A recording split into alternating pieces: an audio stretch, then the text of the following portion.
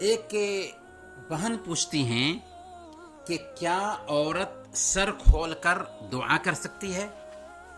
صرف نماز کے وقت ایک عورت کو حکم ہے کہ وہ سر ڈھانک کر کے نماز پڑھے۔ اللہ کے نبی صلی اللہ علیہ وسلم نے ارشاد فرمایا، لا يقبل اللہ صلاۃ حائض الا بخمار،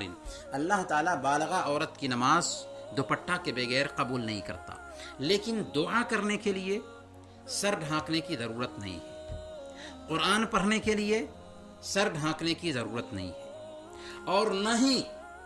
اذان سن کر سر پر دوپٹہ ڈالنے کی ضرورت ہے،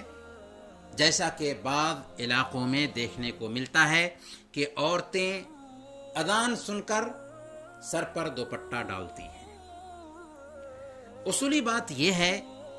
کہ ایک عورت اگر اکیلے میں ہے، اس نے سر کھلا رکھا ہوا ہے، وہ اسی حالت میں قرآن پڑھ سکتی ہے، اسی حالت میں ذکر کر سکتی ہے، اسی حالت میں اذان سنتی ہے تو اذان کا جواب بھی دے سکتی ہے، اس لیے کہ ذکر کرنا ہے، اس لیے کہ قرآن پڑھنا ہے، اس لیے کہ دعا کرنا ہے، سر کو ڈھانکنا کوئی ضروری نہیں ہے، یہ کوئی شریعت کا حکم نہیں ہے کہ سر کو ڈھانک کر کے ہی دعا کی جائے۔